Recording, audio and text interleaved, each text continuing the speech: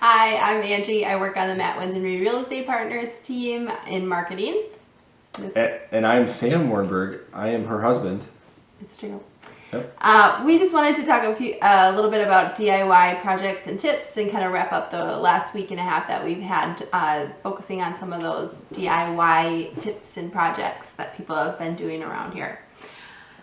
So just a few things, like we are not professionals, that's for sure. We bought our house in 2014. It was built in the 1960s. So when we bought it, there were a few outdated things and some things we wanted to change to fit our family a little bit better.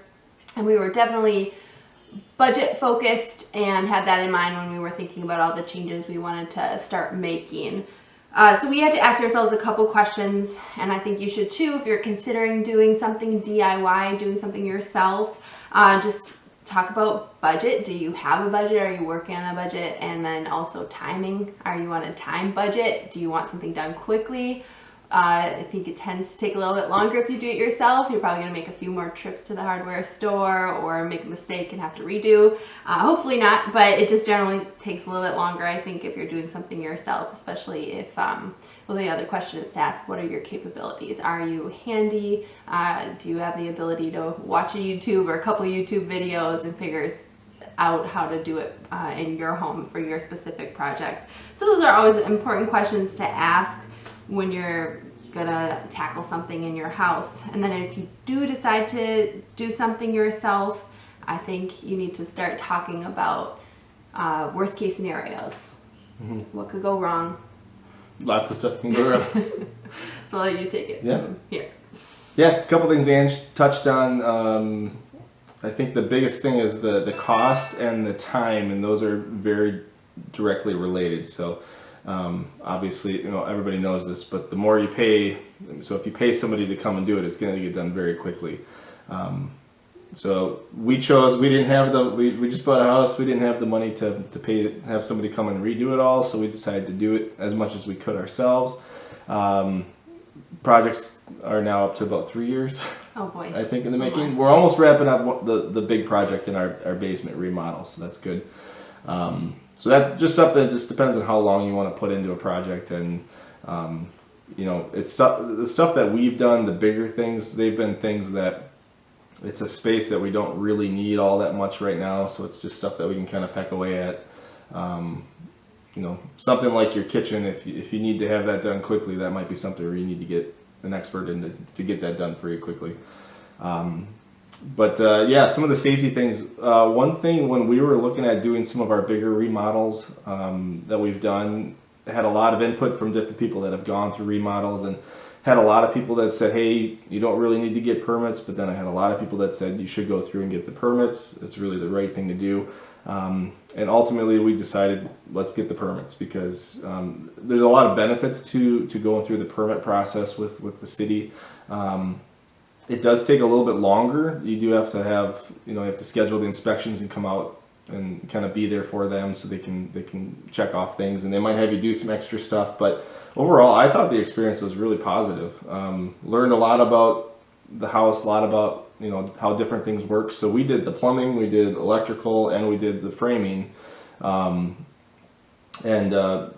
got to chat with all the inspectors for all those, and I actually learned a lot about things as I was going through that process. And it's not all that expensive to get the permit. So I would just encourage you, if you're going to do some remodels, just go ahead and get those permits because it's not really that big of an inconvenience. And overall, it just adds that that you did it the right way, you did it safe, but then there's a benefit for the resale value, right?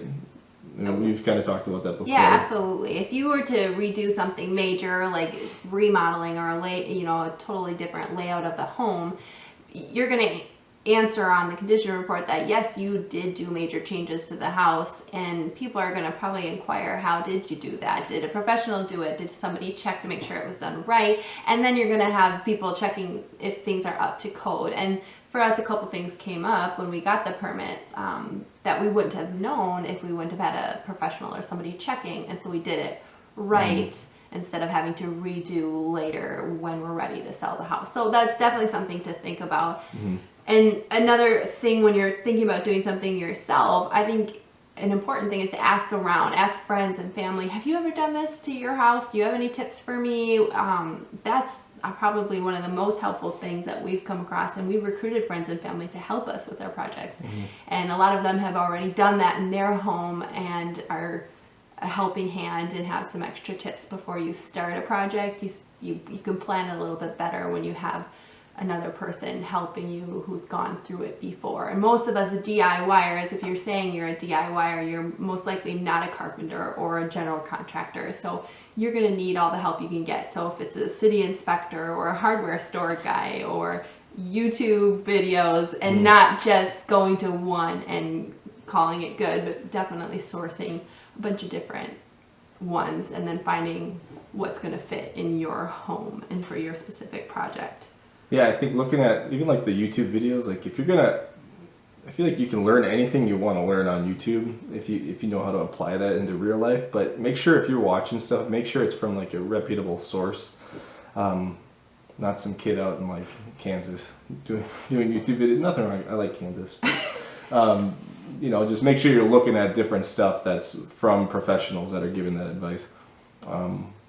Yeah. Oh, the other thing too, we did have some help when we were doing our bigger remodel in our basement. So we had a big laundry room when we moved in that was just a lot of empty space, and then a family room, and we decided to knock a hole in the wall and make it into a bedroom and a smaller laundry room. So we had kind of a big project that we went through. And as we got into it, I had everything demolition down to the studs and so the 2x4s, and I was looking at it and I was like, I think that's a load-bearing wall. And so rather than going ahead and just going for it, we actually contacted Heartland Building, a contracting company in Madison, and they were really helpful. They came out, and really glad we did that because yes, it was a load-bearing wall, and they were able to draw up the plans for the load-bearing header that had to go above that doorway, and there's a whole process for getting that in. So I think the big thing is know when stuff is outside of your purview as a DIYer. Even though legally you can do that if you get the permits, you can do those things, but I think knowing when to ask for help is definitely worth it. And another question to ask, is this your dream home? And if it is, then that's great. You can do projects that are more fitting to you and your specific needs and wants. But if it's something you might want to resell down the road, then the projects you do might be a little bit more neutral or something that could fit for somebody else, a potential buyer at some point in time. And then, you know, it gets a little tricky. You could talk to your local realtor and ask them, you know, market wise, how much money should I put into my home if I'm hoping to get that much or more out of it? Always questions to ask yourself when you're going to be doing some minor or major projects. It's just, yeah, but we were just talking about how it was worth it in the end for us to do some of the projects that we did DIY, and we'll share some of those pictures at the end of the video. But we've loved every one of them, and Sam here is a pretty handy guy, so I think he, like you said, it was fun for him. I'm a dabbler. It was fun for you, and I think you did a wonderful job. And then you can kind of mid-project say like, actually, you know, let's redirect. And so you have the ability when you're doing it yourself to see what you do and don't like, and maybe you're inspired to change it or up your game a little bit when you're in the middle of a project. So it all depends. Lots of questions to be asked up front before you go diving in. Or sometimes just dive in and hope for the best, and hopefully, you know, they could probably be going to the hardware store many times during a project. But we've had some hits and we've had some misses. We have painted almost everything in our home, and I've had to repaint after the fact where I really didn't end up liking the color as much. And then the removal of wallpaper is just a curse in some ways. And so we've had to end up covering a majority of our wall with beadboard because I was just like, I can't get any more of this wallpaper off. Tips. Plus, for the most part, all of this has been time we get to spend together, which is fantastic. It's been so lovely. It's been lovely. All right, well, like you said, we're not experts, but we have enjoyed trying to, you know, make this house a home and fit our needs and our wants. And it's not done. It's definitely a work in progress. but we've enjoyed it for the most part, and hopefully we'll see an end to it someday.